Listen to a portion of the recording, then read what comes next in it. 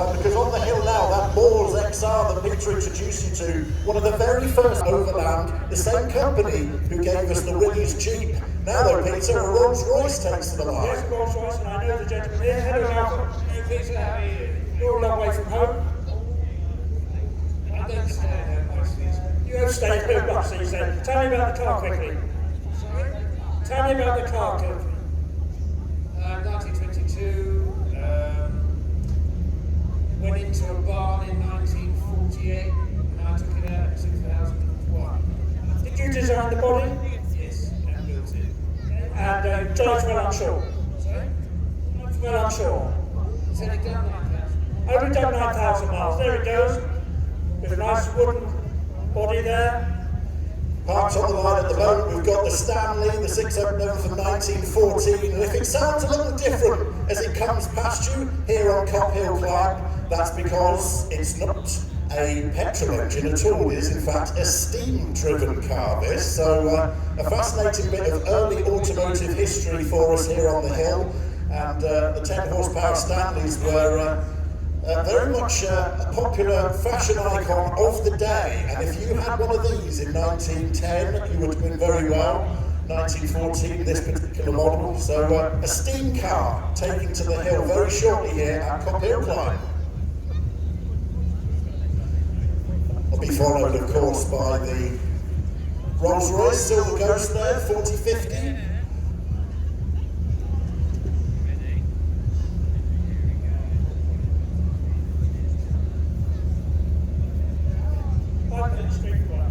And behind us, ladies and gentlemen, we have a very rare car indeed, a Marlborough, which is very light blue, looking smart. Hello, sir. Mr. Car. Yeah, according to you. And tell us just a little bit about the car.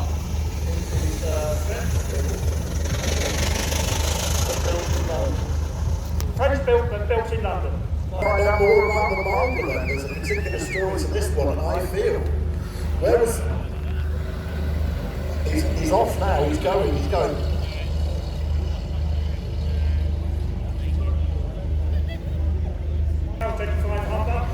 Answering to the name of Poppy, is that right, son? And how long have you had the car? Right, 7 years. Next for 7 years, when it's off to the 269cc. And you can still get parts for the engine. Fitted services are still going. So the Humber coming up to the start line now. Just moving up to the start line and then behind.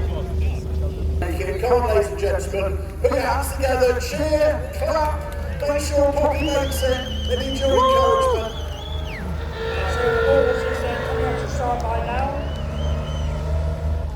Fascinating piece of machinery there. Have a word with the driver there, Wayne. I believe there's a serious side to that, because the Moors really represents the very beginning, not just of the automobile, but of motorsport as well. And it was a real risk and a real case that a lot of the drivers that risked themselves to drive these cars fast sometimes didn't make it, as I looked straight down the throat of the carburettor to see the fuel being poured into this engine as he gets ready on the start line.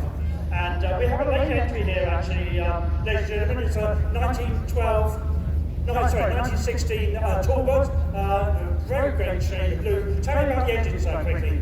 It's a 3-litre car. How many gears? 4 gears, 4 forward, 1 reverse. And 1 reverse. Yeah. And will you get up the hill, do you think? Well, I hope so, yeah. Okay, because the first gear, I suppose, is quite low, is it? Yeah, first or second should go up. First or second? Oh, there's a brave man. Okay. So why late entry, sir? Did he daddy? No, I didn't apply, but I think my entry got missed. So when I reminded him about it, it then got put on the list. Well, we're very, very pleased to see you. Thank you so much for coming today. Thank you. And then behind the 1960 Moors, we've got the most fantastic Hispano Suiza here, and the gentleman's going to tell me what year it is. Hello, sir. 1920. And what model? 86. How did I know that? They're all 86, aren't they? Well, yes, 86B and 86C, but this one's actually an 86. Now, this looks as if it's a well-campaigned car. I've used it a lot. Yeah, I've taken it to Silverstone Heads for a couple of events there. You know, I shouldn't ask these things, but the public here want to know speed. Well, top speed about 90. Only 90. Yeah. Right, well, how many miles do you do to a gallon then? Well, about, I think the average is about 8 or 9. Gosh, what's the size of the engine? 6.6 litres. That's a big engine, isn't it? So that's 6 cylinders. 6 cylinders, straight 6. With one carburetor? 3. 3 carburetors, my goodness me. And this one, the Sweezer, quite famous in the First World War, wasn't it? Yes, so this engine is the derivation of their aluminium aircraft engine, water-cooled aircraft engine. And so this is water-cooled, but the aircraft engines was clearly air-cooled, yeah? No, the aircraft engine was also Water-cooled as well. Okay. Tell me, when you're racing in Silver Stone, is it quite easy to have 5 miles of the gallon? So taking to the hill now is the Moors XR, car number 13 in your programme, and the car that started motorsport really, and for the story of the motor vehicle, that car from 1912 being driven by Geoffrey Wright from High Wycombe, who said that But you do get a better ride.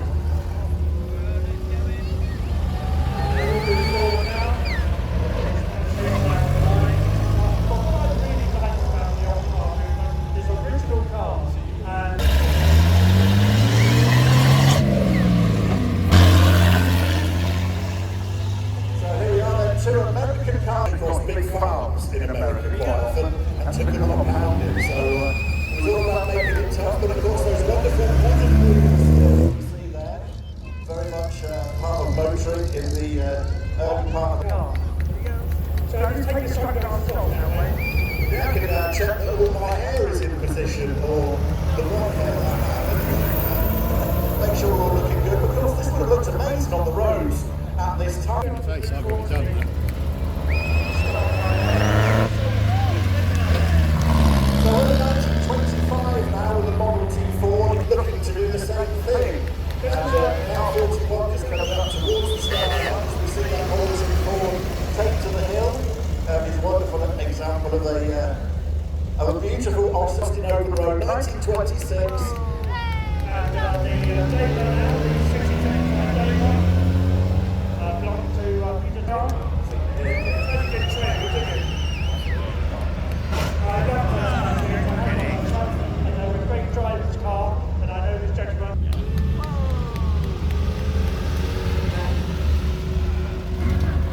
Mike, how long has it taken you to rebuild this wonderful, wonderful motor car? On the original build, it's 25 to the paddock, and have a look at this fantastic track. Quite extraordinary, as Michael said. Wonderful Willis Overland 6, 1926. How long have you had that? Come forward a bit. Well, we're just about to make a real load of noise now because this is a land speed record car, ladies and gentlemen, on the hill, and you're not going to hear me say anything when he takes to Pop Hill Climb, so I'll be quiet and I will let you soak in the noise of this chain-driven land speed record monster from the Edwardian era. It is, of course, the 1905 Isotta Francini Fiat land speed record car.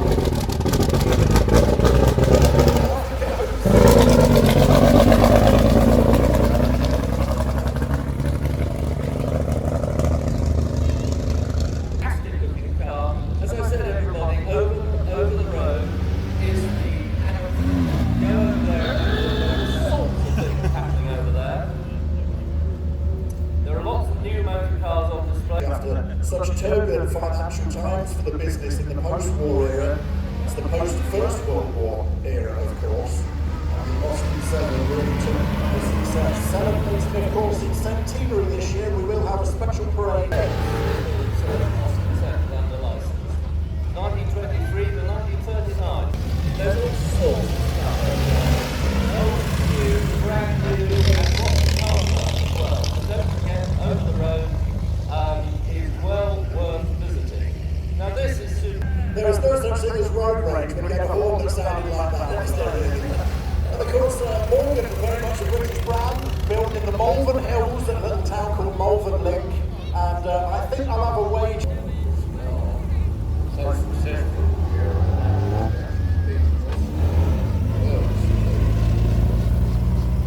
Well, that would have upset them. The car that beat the Austin 7 Works team. People and the dog in a Bentley. How long have you learned it? Done a bit of mileage.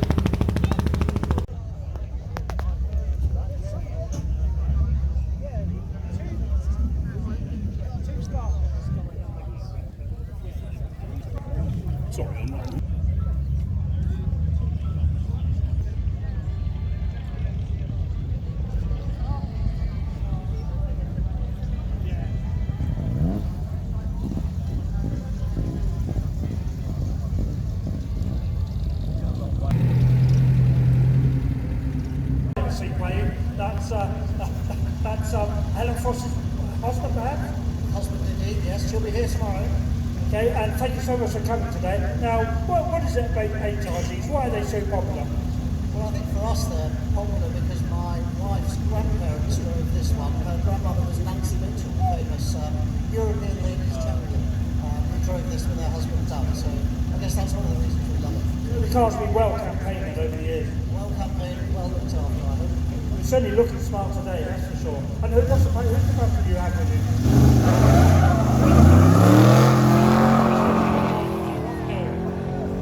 Ladies and gentlemen, on the hill, the Stonebolt Special with Simon Taylor at the wheel. Here with us is the HRG, now takes to the hill, followed by the Bentley, of course. Wonderful to see them here. And of course, the Flying Rollers is not a disparaging thing. It was something they took very much as a compliment at the time, and just really shows their power and their stability and their sturdiness, as they're going to show us now here. Taylor MG. It is an MG, and it's a beautiful one. And it's got a strange dog on the front, I notice. The flag goes down, so we'll find out about the strange dog. Now we go right forward era that replaced the ailing Triumph Roadster that was the 1940s model. And after a failed attempt at buying the Morgan Car Company, Sir John Black, in charge of Triumph at the time, sports car.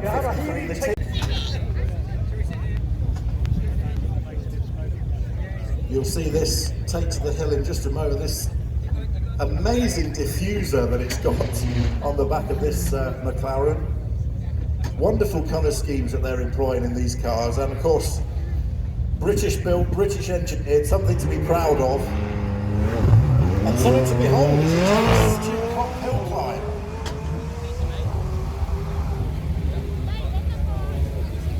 We're lining the hill climb here at Princess Risborough, earning money for charity, of course. Over £100,000 raised here last year for 2021. Can we beat it for 2022 as the MGA disappears out of sight up through the trees there? And another motorsport great takes to Cop Hill climb now, sat on the start line. One of the genius racing cars from Colin Chapman's era of Lotus, of course, built around that very lightweight package of space variant. And off they go, not hanging around on the tyres there, I noticed, for that Lotus. Now, of course, I make...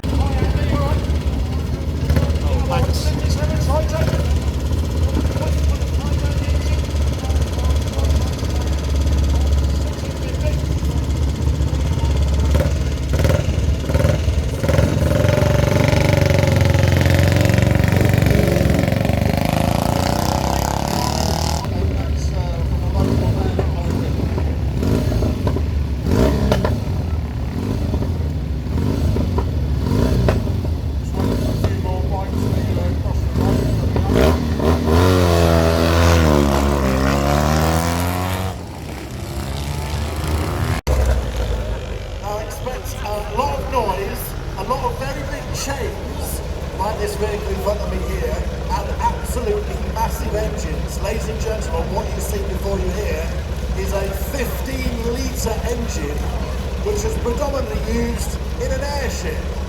And this is actually a land speed record car from the same sort of era. You would see vehicles like Babs, the famous land speed record car, doing listen to the noise of the hill.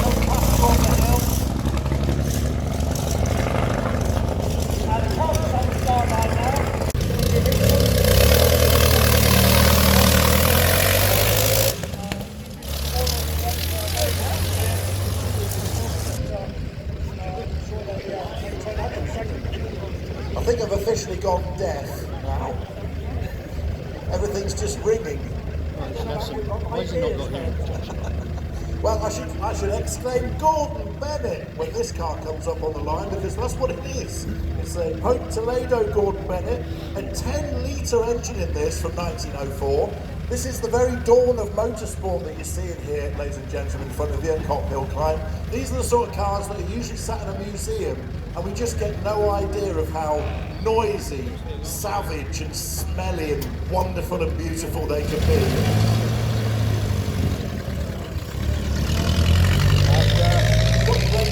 Edwardian races now. I'm still recovering from the 15-litre. Live stage, so that is where our muster points are. Of course, in the unlikely event of anything happening or a serious incident occurring here today, that's health and safety for you. It could be worse though. Just remember, this time last year I was giving health and safety announcements about COVID. Thankfully, we don't have to worry about any of that stuff anymore.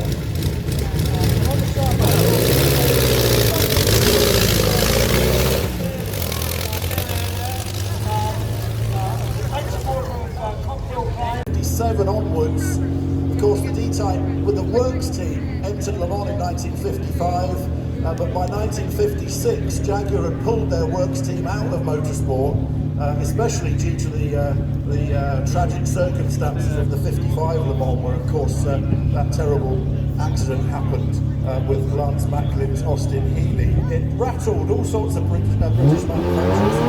Jaguar and that third party was Ecuria-Cos.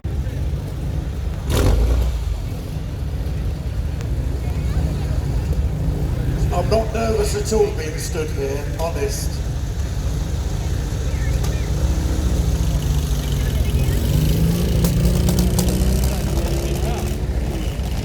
I can feel every internal although we had along as part of our Edwardian races earlier on. This engine derived from an airship, I'm told. Just look at the size of the chains that drive it from the rear wheels. This is what Edwardian motoring was all about. Daredevil stuff, because of course, if those chains were to snap and to come off, well, it doesn't bear thinking about the consequences. That was the sort of risks, though, that these early pioneers of motoring took.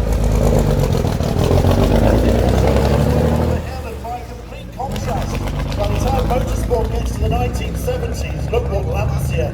It's those funny shaped patterns that are on the inside of its tyres. They're what we call bead lockers, and they make sure that the tyres don't fall off the wheel rims when they get some grip, when they are running very low pressures, as they will do on desert stages in rallies. Incredible power there with that big V8. Probably the colours, just as it would have raced at Le Mans in the 1960s. We've all seen the film now. Now you see the car in real life as it takes to the hill. When it was launched, remained so to this day, and I'm liking this one with the sort of matte black paintwork and the purple highlights.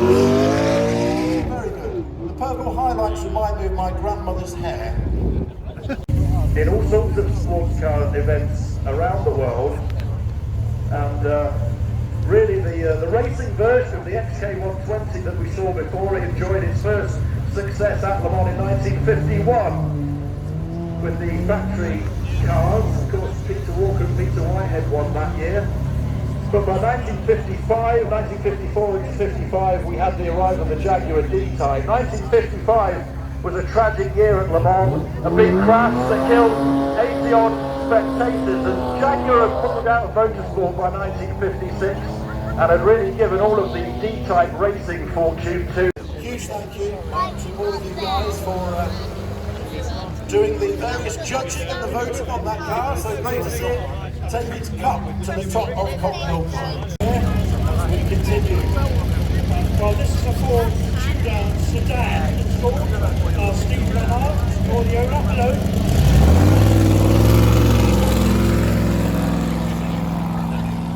Well, it's really, really good of you to come. Thanks for go to the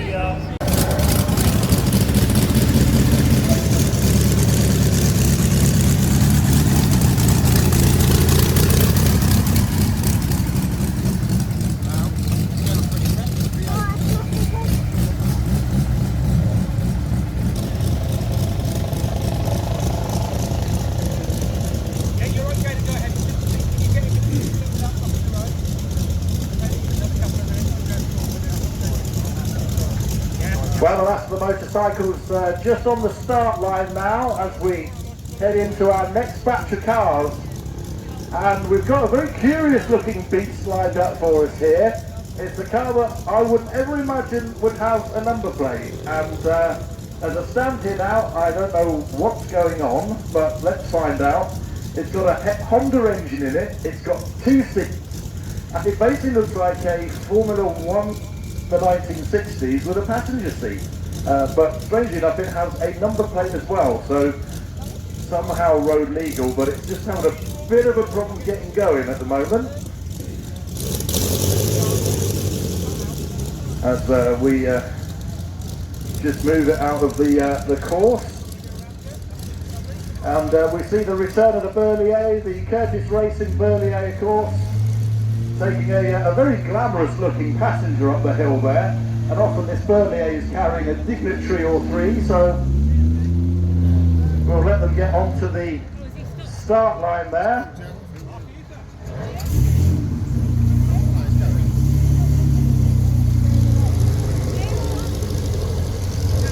As we have a Edwardian racer on the hill now in the form of the Berlier. And now this very curious car. I daren't stop and talk to him because it might not start again, but let's have a quick word. What are we looking at here, sir? Hello? Because, ladies and gentlemen, I'd like you to come and join us to celebrate a very, very important birthday.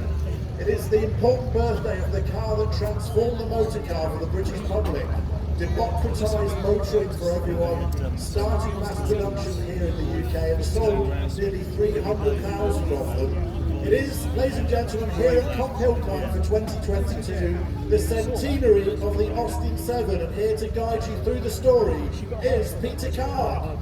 And ladies and gentlemen, Herbert Austin's baby, 1923. He thought this one up. There was some economy problems at the time in 1923. He was looking for a small car for the public to use, and this is what he came up with. He didn't know then how very successful it's going to be.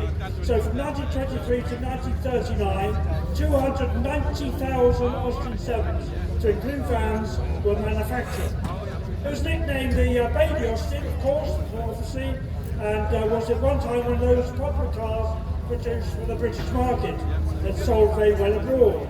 And indeed there were the BMW Dixie, and of course the Rosengarts from Germany as well. And today you're seeing here a wonderful display of cars, saloons, tourers, specials, the later 1930s cars, a good representation of the Austin 7.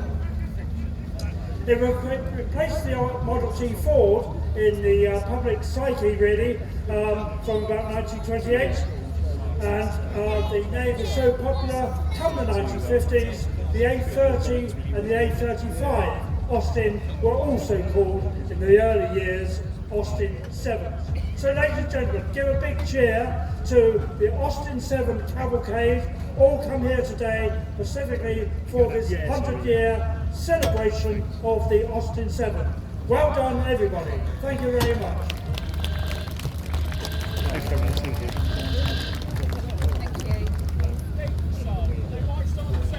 Well, what a brilliant sight it is, because you can really get a taste of all the different body styles here when you see them all in one line that they went through. Of course, it suddenly made vehicles affordable for so many more people throughout the 1930s. Not only that, they were really easy to maintain, and of course, as we'll see a little bit further back, they were very easy to prepare for motorsport as well. And while we're looking at the Austin 7s in their centenary year, and not of course to another centenary that coincides with this, and that is the very beginning of a company called Swallow Sidecars, that began when William Lyons and William Walmsley met in the streets of Blackpool and decided to build cars based on the Austin 7. That started the Austin Swallow 7 that eventually would become, of course, Jaguar. So very much a part of not only starting motoring for millions of people that wouldn't normally have been able to afford to get a car, but also starting so many premium brands as well, like Jaguar in that example. So great to see Austin 7s here celebrating 100 years as they go past you on the hill. Give them a big cheer!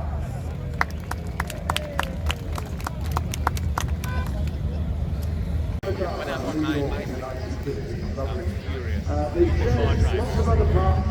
I'm in my car, I can't stand like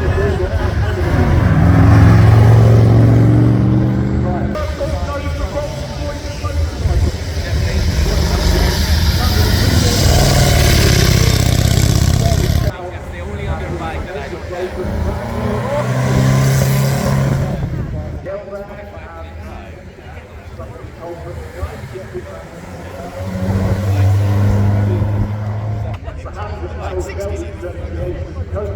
but I do look like as a wrestler.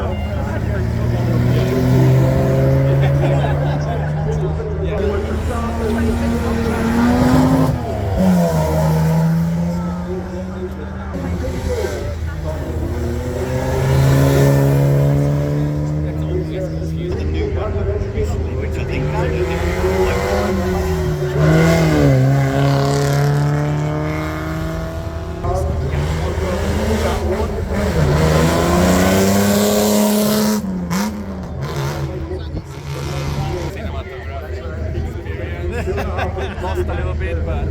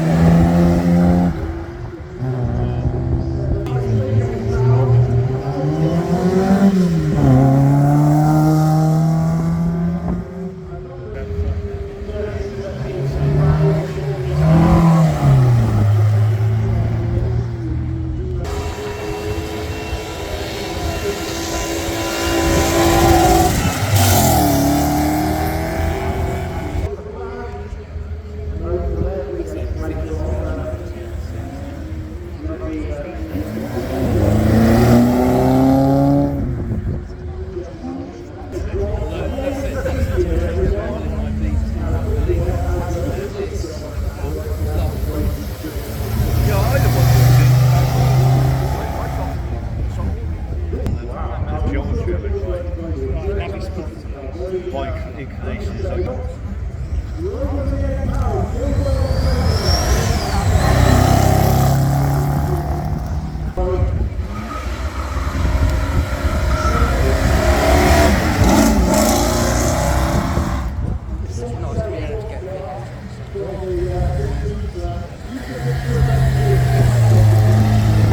GT40s after this one.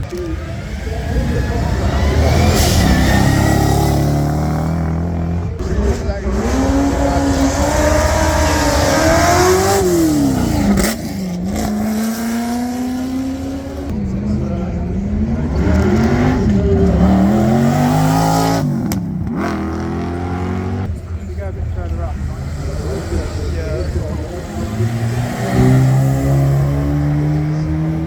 As a professional racing driver. Hi sir, we love being you. Tell us some more. It's 1931 Indian Scout 101. Only gone for 3 years. Fabulous. Big mates coming out of the United States. Right, you better sit here sir, tell us a little bit more about it. It's 1934 Millicent KTS with over a capture. Now we're moving. Like the KTS World War Tour. So this job at the racing line this year from the touring market. That goes well up the hill. Hold on. Go well, fabulous.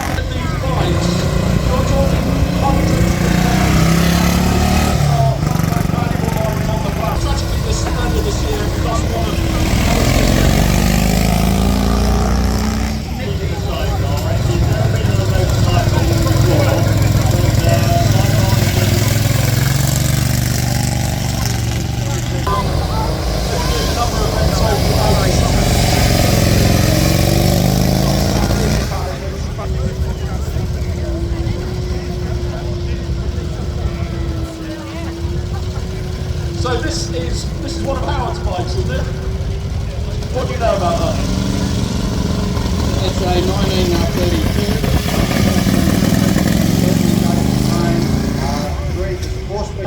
We're very honoured and delighted to have the SS100 machines, early truck superior. So we're about to see Howard take Anne up the hill on Nick's bike. Give her a big wave, ladies and gentlemen. Anne's first time in a motorcycle. Give her a huge wave, well done. Lineup of so many historic motorcycles here at Crossfield. They are very much a part of what we do, even though my eardrums take a pasting, ladies and gentlemen, here on the start line. They are eye-wobblingly loud. Now, one of our three, we're going to go back 70 years to 1955. One of the big flying lorries, as they always love to be called, looks more like a locomotive in the way it's been designed, I always think, but has a completely distinctive sound about it, doesn't it? It does, and it's a little bit in a train. Absolutely, and a lot more fun as well. And Alan drops the flag on this legend then as it heads up. Legend to another with third licensing contractor for GT40s.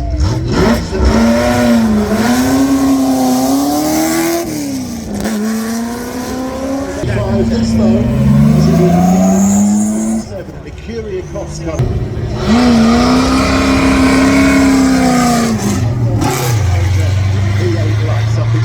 The X182 became the MGAs that we were looking at the anniversary.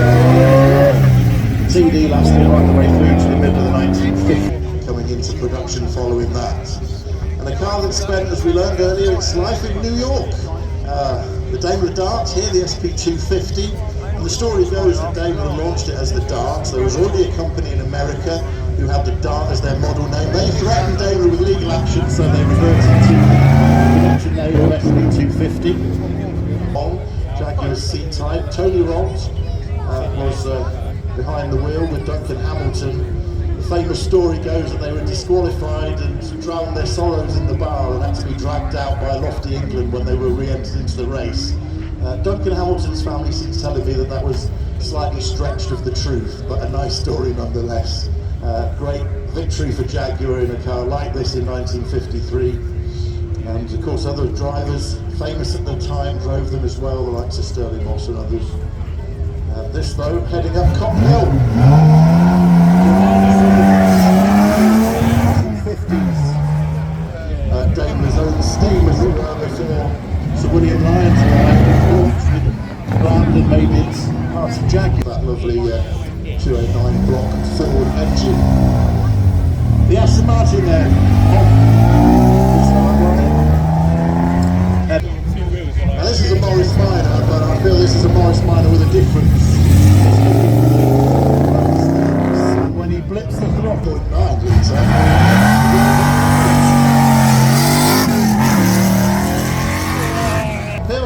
Very special little MG midget underneath with the Lennon GT conversion.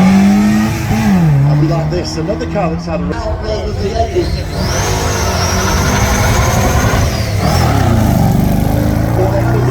Rear suspension on there. Lola, one of the most legendary racing car brands there ever was. You just don't see them with number plates on, frankly, but here is a limited run of ones that actually were road legal, and you're about to see a Lola T70 take to the hill.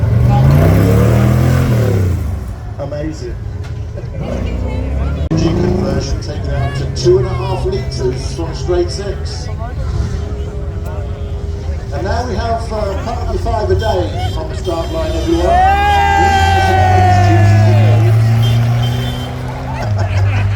Give it a big cheer. We have a tangerine on the course. It matches with your overalls, actually. Very nice. I couldn't see.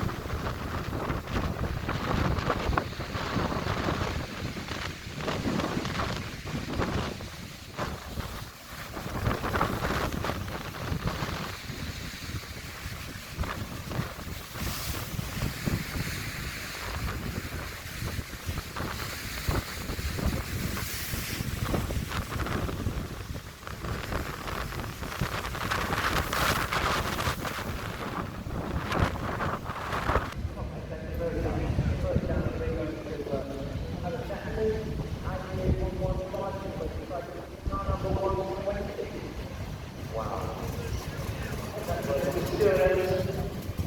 Going to this war for many years. Welcome to Brighton, folks. Welcome to Brighton. 1902 war station, and we'll see you live.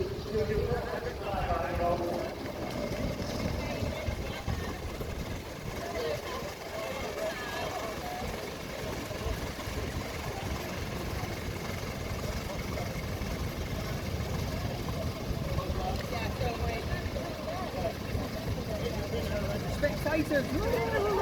Any more of you? Do you know them then, or do you know them? No, we've never been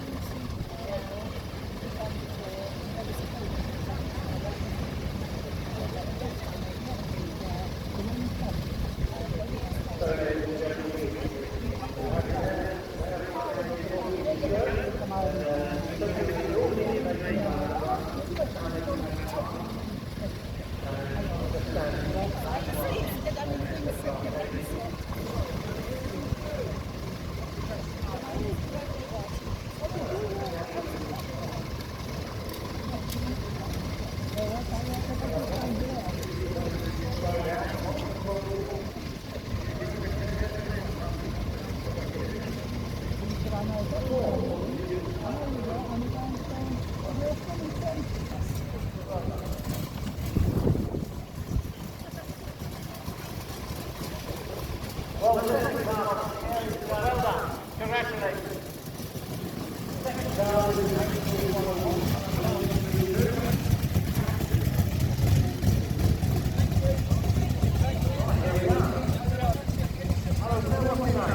Gentlemen, here's the first strike. This is at the Dion Power strike number 16. A very wet but a lovely smiling face. Welcome to Brighton. Thank you very much. Thank you very much indeed. I've been here a few times before, but this is the wettest. Well done. Now tell us before you go on. What are you riding?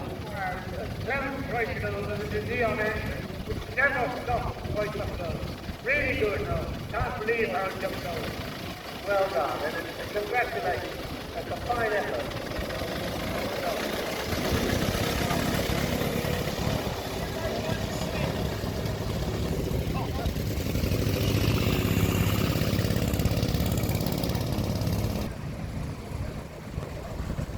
All that power.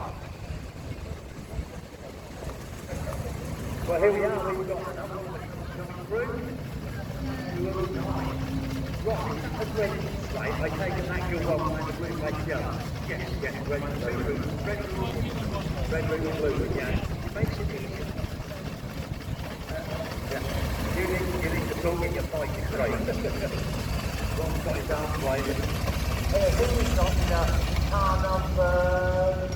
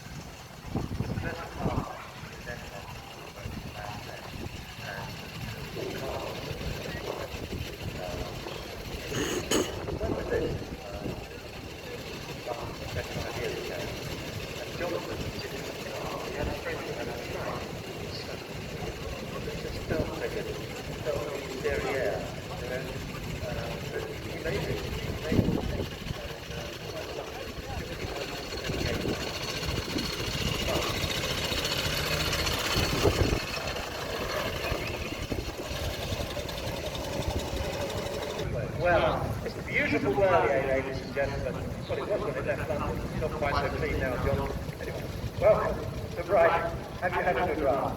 Had a great ride. We tried it once before, but I've never made it down all the way to Brighton before. The first time we arrived, so very happy to do so. Yeah, thank you. Did the car go well? Thank you, yeah.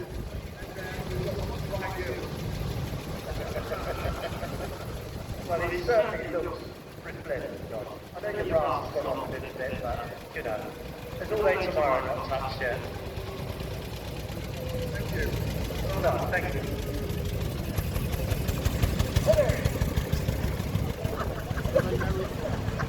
What's your name? Alex. Hey, did you give a good run now? Fantastic run, yeah, really good. Nice and wet, obviously, but yeah, brilliant run. Yeah, you haven't got a hood. No. Over the elements first. That's what it's all about, isn't it? So, how's the car perform? It's fine. No problem at all with it. Not a bit off the back of the headlight, but other than that,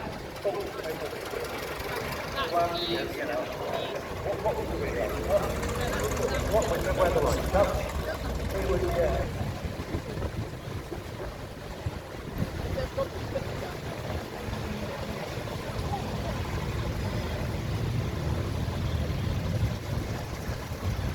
The next one was that 191? 91. Hello sir, how are you? We're all right.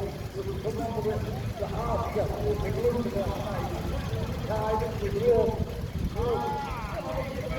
Okay, let's have a look. We're going to hard charge that thing.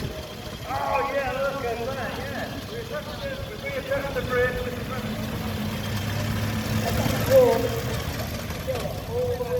You come down together. Sorry.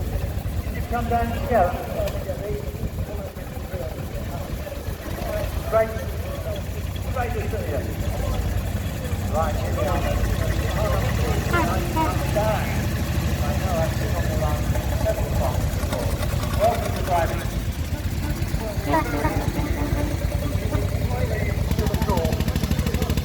But the car went well. The car went perfectly. How sure you want to be? Well done, congratulations. Well, next along is 29. Is he on boot on? Have a word. Hello sir, what's your name? Ben Gold. How's the car perform?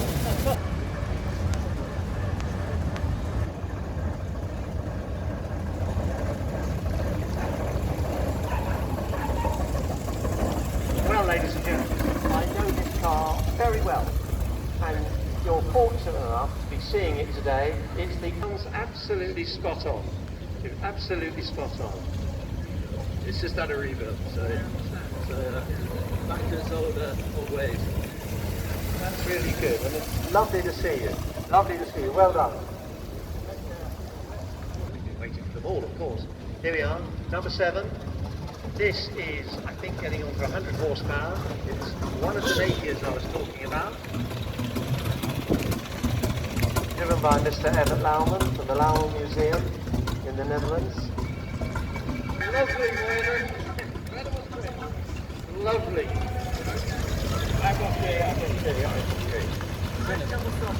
Nice cup of coffee. 314 horsepower, which is huge. So did you get out of second gear? Third gear we got. Definite. No problem. Well, lovely to see. The very finest Genevieve. Hello, sir, what's your name? James Wood. I've only just jumped onto the last bit. It was Queenie. I'm not actually most of the drivers. Oh, you just come for the glory. Sort of. I said, what was the run like? How is Came on the red route. Because it was more simple, wasn't it? I tell you what, I think if you've got a windscreen and a hood today, you're in luck. Yeah, we're in quarter litre engine, so 2 pots at 2.8 litres. So why isn't the engine under the bonnet? It's under the car, it wouldn't fit under the bonnet. I know that, but others don't. Single speed, no clutch, V on boot on engine, from 1899. Very, very soft, very gentle, old lady she is. Well, it's great to see you both, and well done. Congratulations. Wow, see these lovely lights. Look at this. Look at this. I'm right. And would I be right in saying, and I am, some of these, look, on the plate, the coachwork plate, it says imported by CS Rolls, exactly, yeah. I've got another one actually that says exactly that. It's got a pair of Brussels plates, that's exactly what it says. CS Rolls and Co. Good to see you, and well done. Well done. Spare wheel.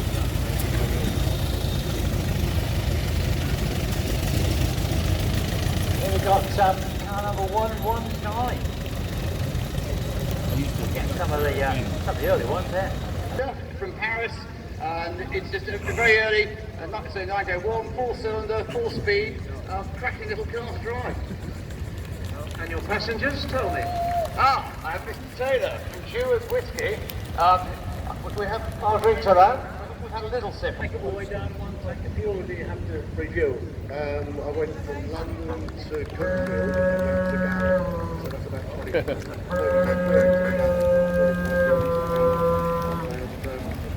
42 gallons for the whole trip, 60 miles. Do you fill up halfway down? Yes.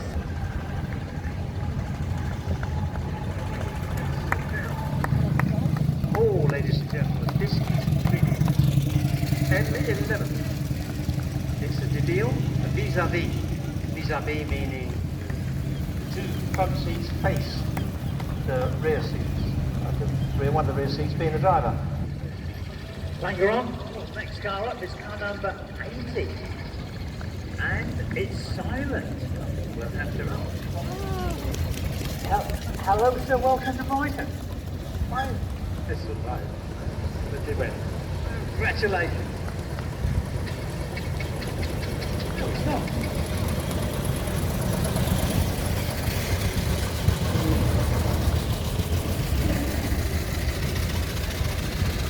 Right, ladies and gentlemen, I think this is the only car of this manufacturer in the run today. And Today, if I met a man at Start. I see you've got Henry with you. I remember when Henry first came down, and he was 11 days old. Stand up, Henry, let's see you. Look at that. Well done. Great. Where did you come? So where did you come from? From Yorkshire. Good place. Yeah, very good place.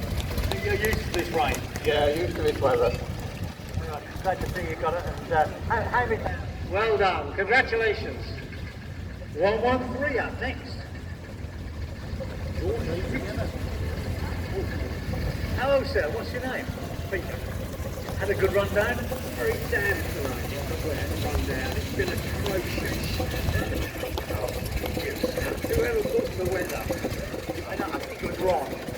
We're going to blame Ron. The car, how did it perform? It got wet a couple of times. We sunk one.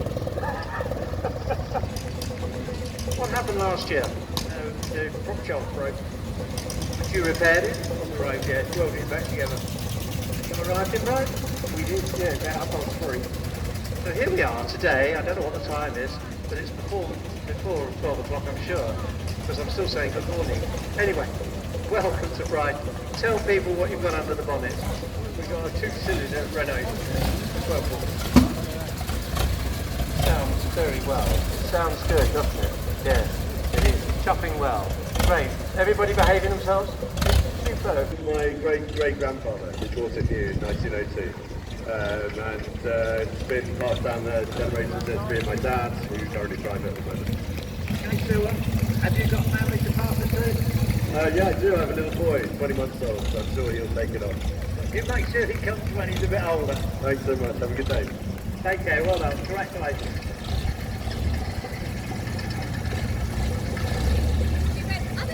Right, well, ladies and gentlemen, this couple have done the run many, many times. Tell everybody what you're driving. We're driving a 1904 Sydney, and we've had the pleasure of being reintroduced to this car after 10 years. drive it again, and I never ever thought I would. But it's done the right. Yeah, in block 2, so left just after 7. So yeah, good journey down. Full of adventure, full of water. But I must say, I must thank the marshals and the RIT for their help today. They've done a wonderful job. Did you need to help the RIT? I made use of them. Otherwise they get bored. They like to get involved. What happened to the car? Oh, brakes. Basic thing. You don't need brakes. No, no, I don't know. It's better than that. Okay. It's the young engine master, 1900. Looks wonderful. Family car, do you look after it? Congratulations, well done. We hope to see you back again next year. Seventh time. Well, credit to yourselves. Well done. Well, ladies and gentlemen, this is a fine British motor car. It's a Daimler, 1899. It's the first one in today. There will be more, but these are beautifully made. Thanks very much. Morning. Yeah, decent run. You know, obviously it was a fraction stocking, but no complaints from the passengers. We're all good. must be doing something right. Lovely to see you. Well done. Congratulations. Car number 66. Hello, sir. What's your name? Ron, you look cold. Wet more than cold. That was very challenging. That was very. But did the car behave itself? It up until now, it's starting to overheat. We better let you know. Okay. Well, VW. Hello, sir. What's your name? Jim. Jim. Did you have a good run down? Yeah, we had a good run down. We had a bunker on the way, but something in the back here, the managed to fix it for us.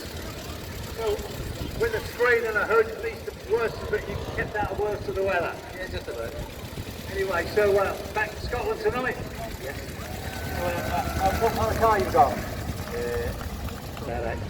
I was going to say, don't think so. I think it's only one Rolls Royce. Anyway, congratulations. Thanks very much. Well, ladies and gentlemen, this is the first, and I think there might be 2 in the run this year, I'm not sure. Harold Johnson, made in Scotland. See again, solid rubber tyres. Let's have a word with the driver. Yes, look at these beautiful Blériot lights. Absolutely fabulous.